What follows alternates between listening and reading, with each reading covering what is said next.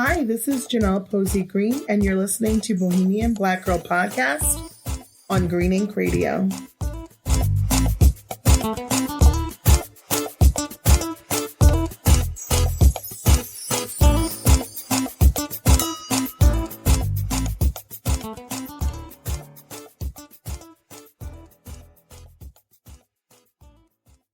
Hi, this is Venetia.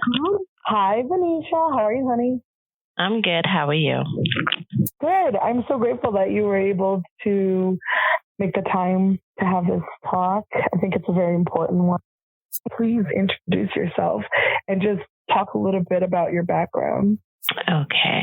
So, again, my name is Venetia, and I have a company called True Intentions.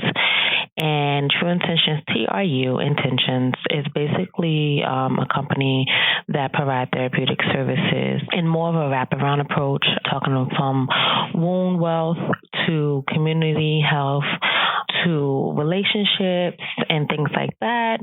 One of the things that I am doing right now is focusing on building wound health. And that means that addressing the fertility issues, addressing the infant and maternal mortality rate that is here in New Jersey, which is one of the highest in the country, encouraging, mothers and fathers to kind of like have good pregnancies or even before pregnancy, good fertility, good wound care, and after the postpartum as well. So I do therapy for women who've had miscarriages, who's having fertility issues, who are postpartum, and things like that. That's amazing. I love that you have a specialization in specifically working on maternal mental wellness as well as your doula, correct? Yes, I am. Yeah, and I feel like I know. That's just like a unicorn. Like literally, guys, I just found a unicorn. Yeah, like the doula part is so like important. Granted, I like postpartum work more than the actual labor, but when you understand the labor, you understand the postpartum. When you understand how the formation and how the seed was planted, and during utero, like a lot of times we don't know that our emotions where is the mom's mental health during utero? Yeah, it's connected. It's all connected, and that contributes from the first trimester on until birth, and then it's the postpartum. And we disconnect it, but it's not. It's actually connected. I love that you see and understand that connection, as I know you already know, because she's also a social worker, y'all. That's why I said yes, LCSW. We found a unicorn. LCSW, the big L. So I love that you pay attention to something that I feel like a lot of us, especially as moms, go through, and we don't always understand it. And there's not a lot of resources around typically to really dive into or talk about it. And when you ask your OBGYN, their methodology is typically Western medicine.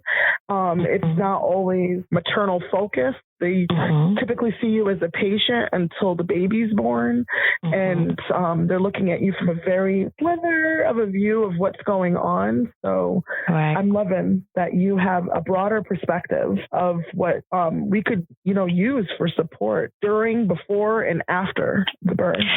Yes. So thank you for that introduction. I'm really pleased that you are on the journey you're on. We need you. We need to bring some of that to Connecticut, please. I don't know if you mentioned. It's a team out. The village is small, but it's growing in that specialty because now it's awareness is coming to it, and it's good. The good thing is that, there are social workers and those in the social service field that are lending their ears to this message. And that's great. The more we talk about it on these platforms like this, and we bring it to light, we normalize breastfeeding, we normalize, just children being in all atmospheres, we can then, because, sometimes we don't want to take our kids to the store because we don't want to upset or disrupt the restaurant or the store. And no, the store needs to be welcoming and understanding to child development and to parent and child, just natural things. Kids cry, get over it and move on.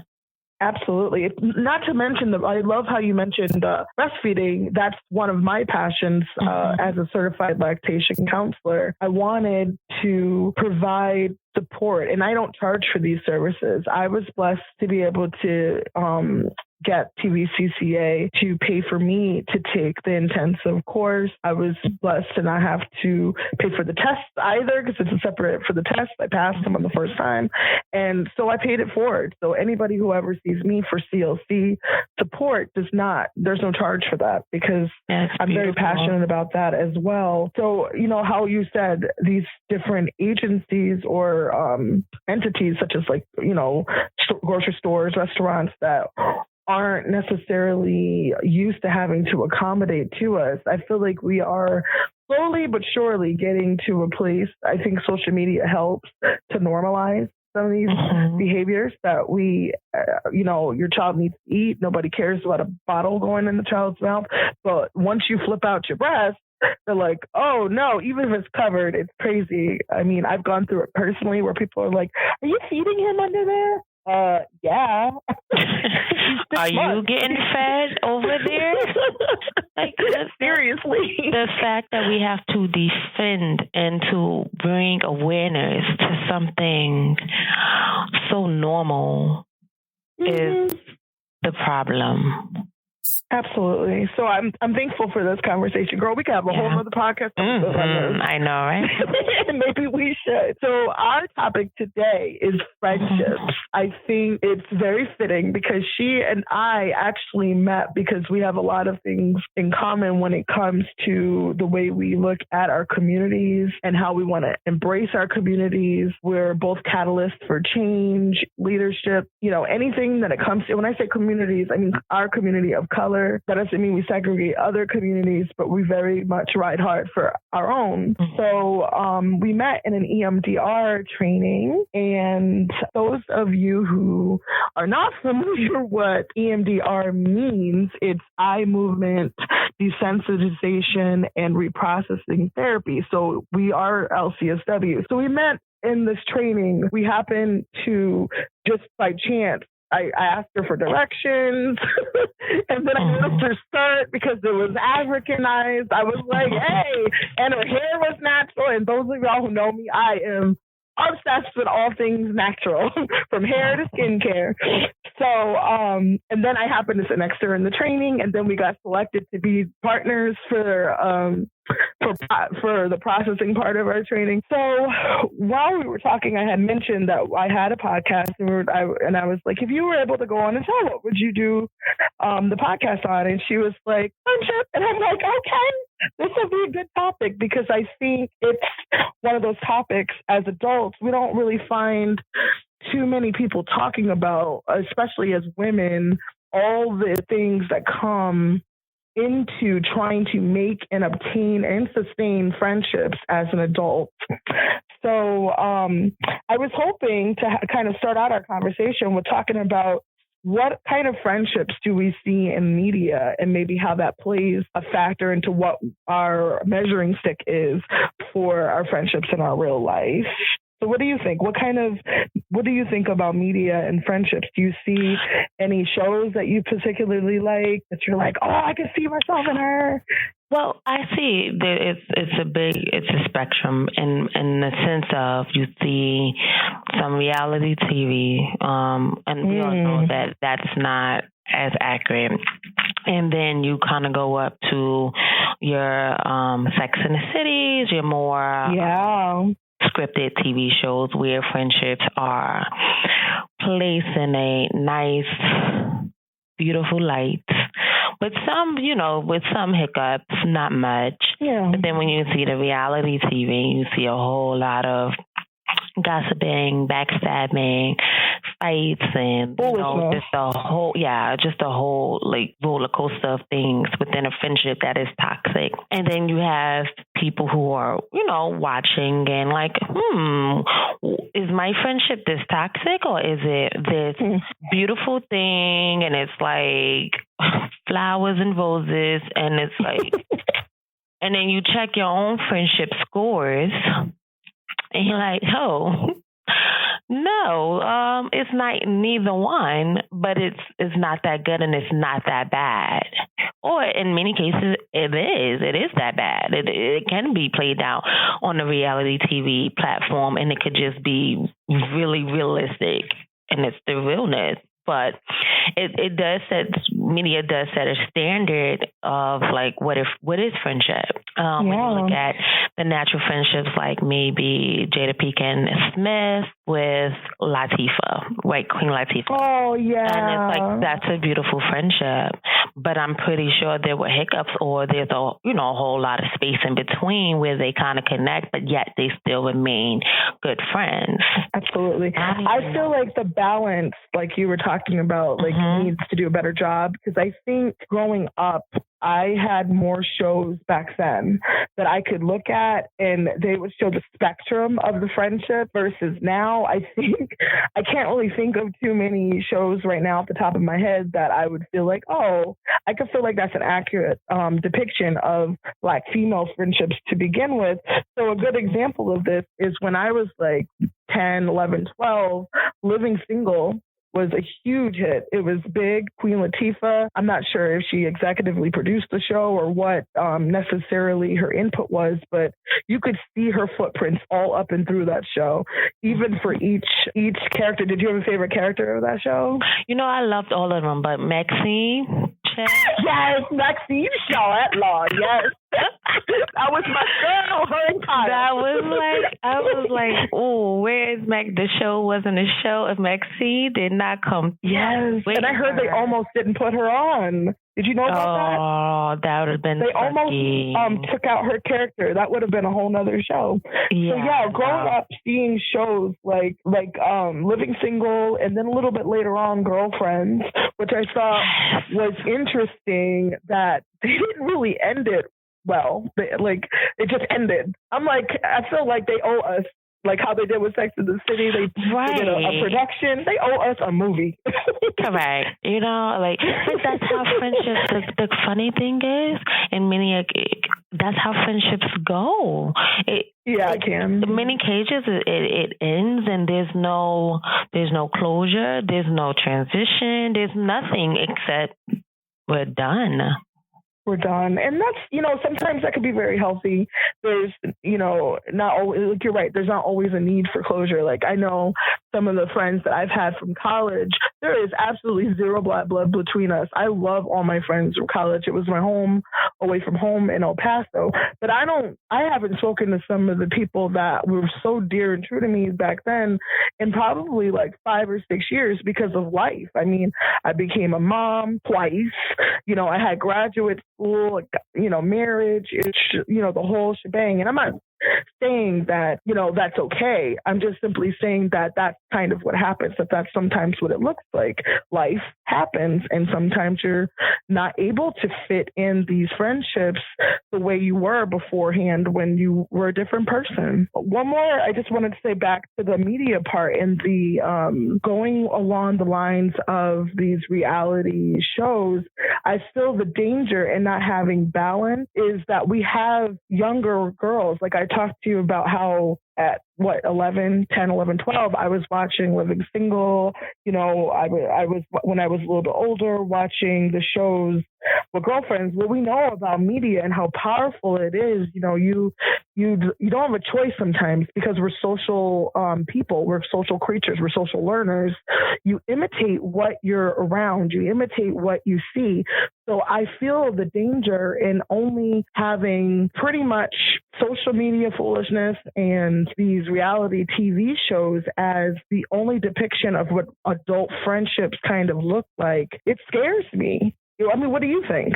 It's really, really toxic to the development of any youth at this day to grow up because what it says is that it's okay to be disloyal. It's okay to have miscommunication. It's okay to be petty. Like, that's not cute. Sensitive information. It's okay not to value relationship. Yes, See, all of that. This is the message that we're sending. Yes, it's edited. Yes, it's scripted to some degree. And adults, we even suffer from, making the distinction between reality and television, but children cannot. I had a young girl who said that she poured water on one of her classmates, like stood up, and all I can think of, did you get this from Basketball Wives, where they throw drinks at each other? And, I had to ask, where did you get the picture of doing that? Because we don't just go and do something that we never seen before, right? No. What made you throw something at her? And although she never got to it, the roundabout question was, do you watch reality television? And yes, so I've noticed that too.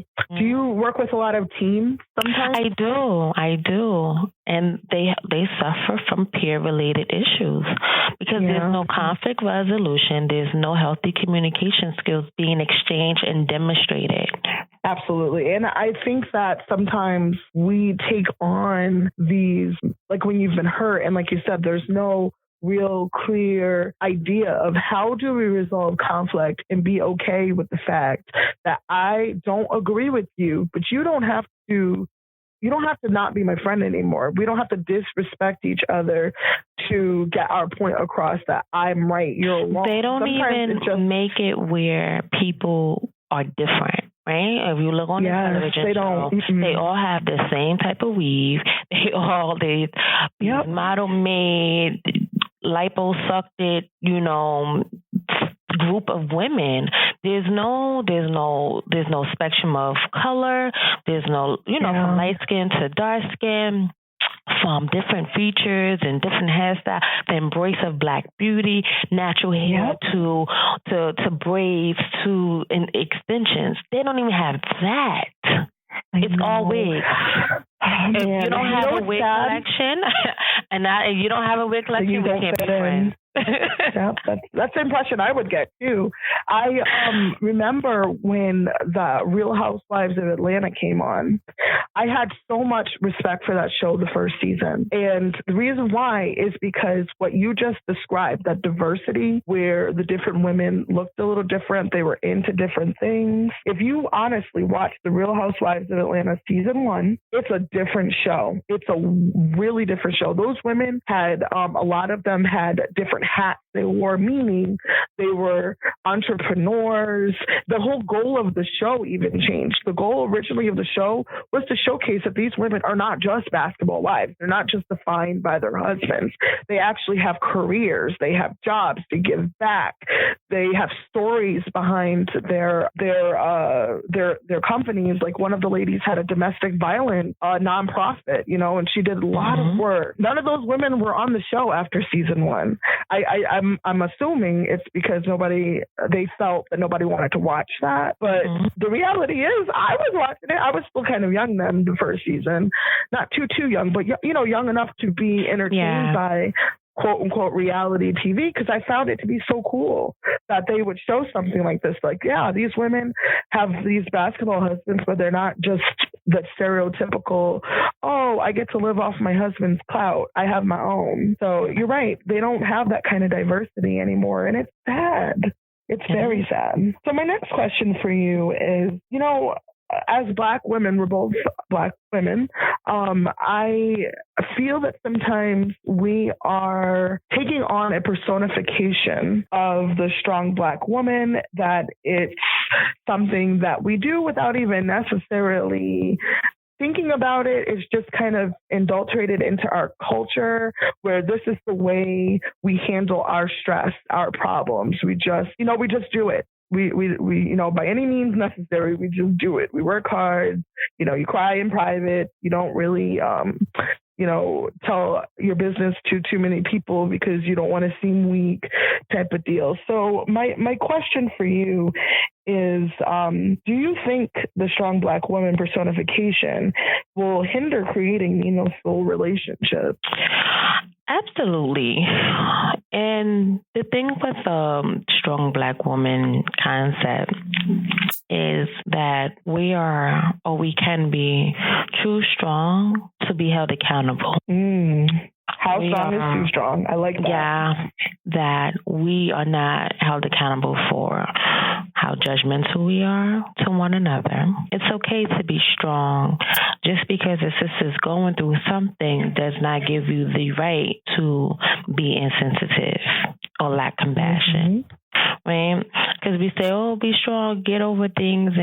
And no, that's not the right thing to say or do. The other thing is, just because your load is heavy and you can manage it your way does not mean I can manage the same load the same way. Ooh, I am so glad to hear you say that.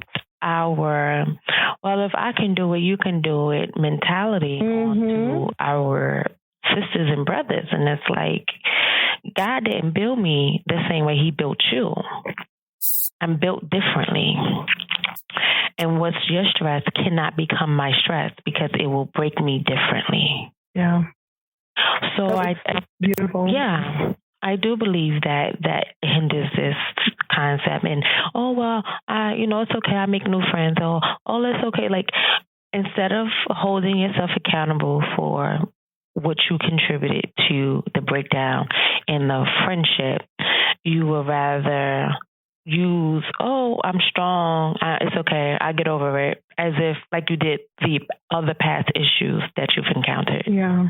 I think that also we, after high school, don't put too much time into understanding how to cultivate adult friendships. So a lot, at least in my experience, working as a therapist and then just being a real person, I feel like a lot of us, we of course, people grow. However, it takes a lot longer to grow into learning how to maneuver adult relationships, because I really feel like after high school, you stop really learning how to problem solve differently within a relationship. We kind of have a focus more on romantic relationships. And I'm not saying that 100% bad, but the reality is your life partner cannot be your everything. That is too much for one person. That's not fair. You need friends. Friends are healthy. You need friends who are going to be good support systems for you. In fact, I can honestly say I've been with my husband for 21 years. If I did not have friends, real good friends, I've had most of my friends for a very long, like most of, a good, like half my life. So if I didn't have these good friends, I feel like I wouldn't have been as good of a wife, because they're able to help me process my own stuff sometimes that I don't see, that I'm not always right, that sometimes my husband has some good points, or Janelle, why don't you look at it this way type of deal. Like the right group of friends will make you the best version of yourself, and you get to do that for them as well. So what do you think about that? Do you think that after high school or even college, even that we spend too much time on romantic relationships and learning how to maneuver those versus really learning how to cultivate our friendship? To some degree. The thing with what happens after high school is a culture shock to many, and especially in our community. And what happens is people move on to do different things. And the way the universe works, everyone is doing their jobs to some degree on making sure they become a better person. So when you come back and you reunite with the group or the core, you are a better, enhanced version of yourself, right? The thing is, what happens after high school is, in society puts these expectations on what is life supposed to look like. You're supposed to be successful. You're supposed to go to college. You're supposed to have a husband and 2-3 kids and probably 2 dogs. In between the Cinderella story, there's other points that are left out. So when you're going through depression, which we may have all gone through, and other anxiety disorders, you don't know how to handle it and manage it, let alone manage the external relationships. So one, we have to manage a relationship with ourselves, right? You have to have a relationship. Yes, you have to know thyself, and you have to know your values. If you don't have any, you need to go get it some, right? Then you move forward, and then you have either your romantic relationships or your friendships, and that comes into place. See, everything has to cook, right? We have there's only 4 pots you can put on top of the stove. You can't cook everything at the same time. So when it's time to cook friendship, it has to be the right ingredients. Everything has to fit, just like a romantic relationship. It has to have the same energy, if not more. I love that. I mean, I'm a firm believer of going on little day trips with your friends, just like you would go out and eat with your significant other, little things like watching, even something basic, like you don't have to go anywhere. Just go to your friend's house and watch shows or just chat for a few minutes. I agree. I love that analogy that you just put forth with the cooking. It's definitely true. What do you think the right ingredients would include if you could help someone build a healthier friendship or help them look for some friends that would be, non-toxic? Your number one thing is you need to know yourself. You need to be free of insecurities, because when one friend makes it or graduates or lands a big job, you need to know how to celebrate her without feeling jealous or insecure. Now, yes, granted, those are natural emotions. And yeah, you're going to probably get a little bit of it, but at the same time, you should feel more motivated than jealous or insecure. 2, I think that it's really important that communication is there. You need to know how to communicate, know when to apologize, how to apologize, and to own your mess. We're not perfect people, right? But at some point, you've done something to offend one of your friends, and you need to be able to self-analyze and apologize. I also think that it's really important for us to have a forgiving spirit, because everyone is not perfect. Everyone do things and they're selfish to some degree. They have feelings of insecurity. They have many hurdles like depression, anxiety, family issues, been through a domestic violence situation, and their self-esteem has been beat down. So we have to have that level of forgiveness and say, sister, I forgive you for not being able to give me some type of energy, give me the attention that I needed, that I gave you at your time in need, right? So we have to forgive. We have to learn to forgive and forget it, because we can't keep throwing it up in each other's faces. We move forward after you did the forgiveness part, you did the apology, and now it's time to move forward and continue to grow, opposed to being stuck at miscommunication, stuck at, you did me wrong, and actually it was just, I really didn't. It was just a bad communication at the time. So I do believe that, once we get over that conflict resolution, so many people do not have conflict resolution skills to say, you know what, I effed up. How do I fix it? What can I do to make it right? I love that. Yeah, I think that once people adapt that philosophy into their relationships, period, you will find that it will be easier to communicate. The person will feel more comfortable telling you that, maybe you hurt their feelings, and you can work on it. You can resolve it by admitting your own things, by saying, listen, I know that I didn't handle this well, and I'm sorry. It made you feel bad.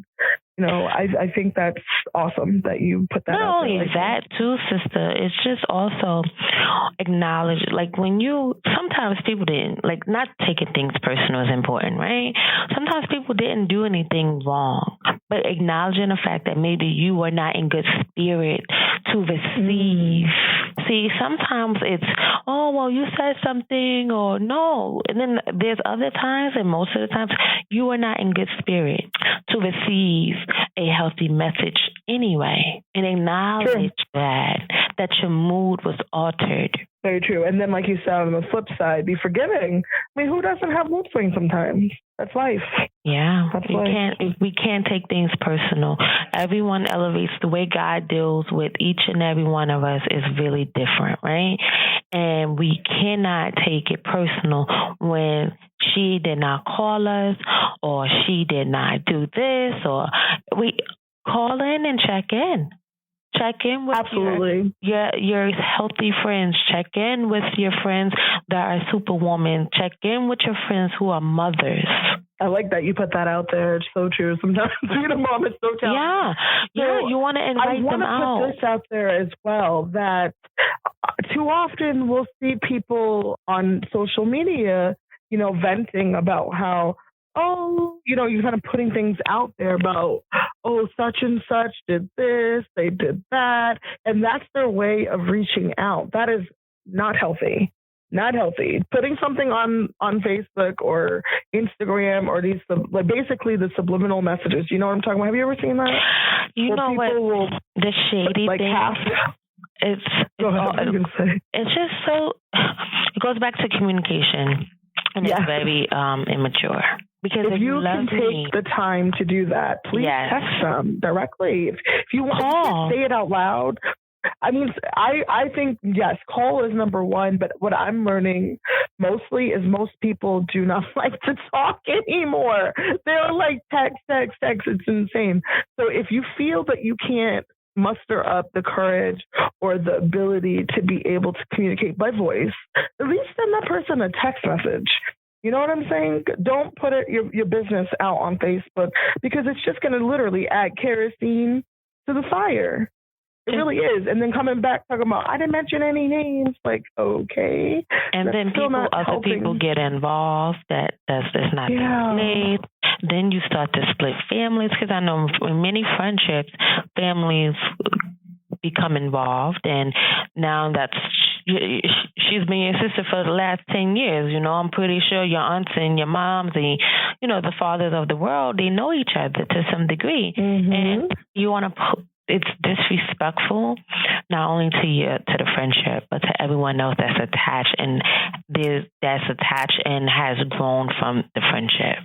Definitely. I wholeheartedly agree with that. I think if the best thing that you could do to strengthen your relationship is not put your worst moments on social media. And that's for any relationship. Social media I don't know what it truly was designed for. There's many theories. That's a whole other conversation. But the reality is that's not going to help you solve whatever's going on. And it's going to get their attention, but it's not going to be the attention that you hope for. Do you have any other remarks about this topic before we kind of move on? Because I want you to, if you don't mind, tell people where they could connect with you. You have such a wealth of knowledge. You really are an amazing lady, and you wear many hats. You, Janelle, and I receive that, and I give it back with so much love and hugs. And I am on social media. I'm on Facebook, True Intentions. I'm also on Instagram, True Intentions, TRU, spelled the village way.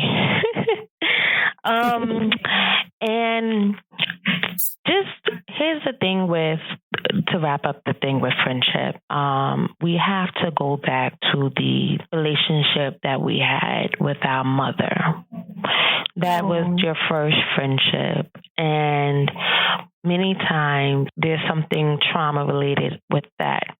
I do encourage people to go to therapy and be in good spirits. Yes, church helps. Yes, going to yoga helps.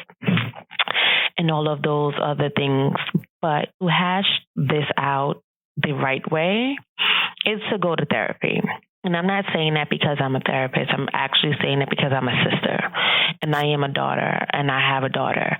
And the best place to air this stuff out is in therapy. And you will see the changes and the shift in your own life and how you are a good friend and how friendships are coming to you it will open up the doors in a just a magical way, in a healthy way that we need, because sometimes we do need to get rid of toxic friends and things and people that's not supportive and things like that. So by any means, I'm not saying hold on to people when they need to be let go, but you need to let people go accordingly and not because of your own selfish and immature and just limited views of the world.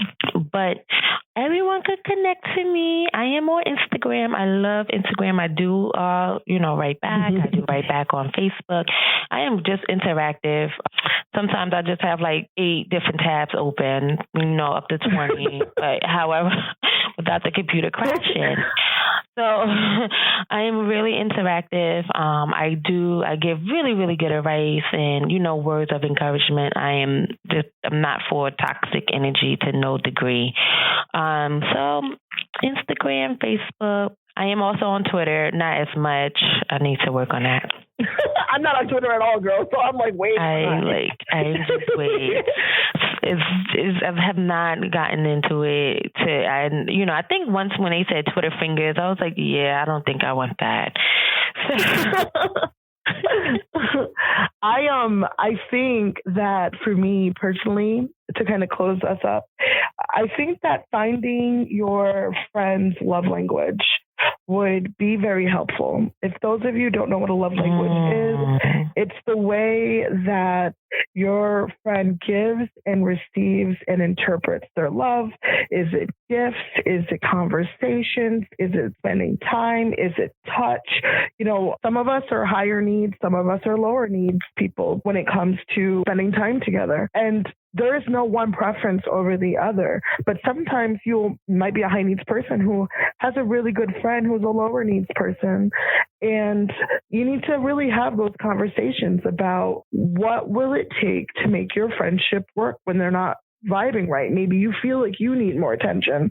And I think it also brings it back to what Venetia, the original statement was, is knowing how to self-soothe yourself, understanding yourself. You cannot expect to get all your needs met through 1 or 2 people.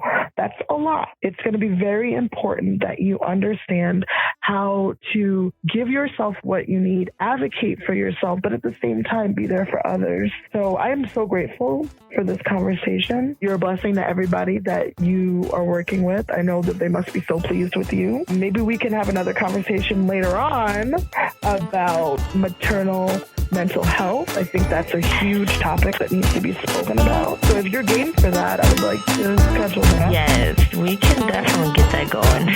All right, thank you.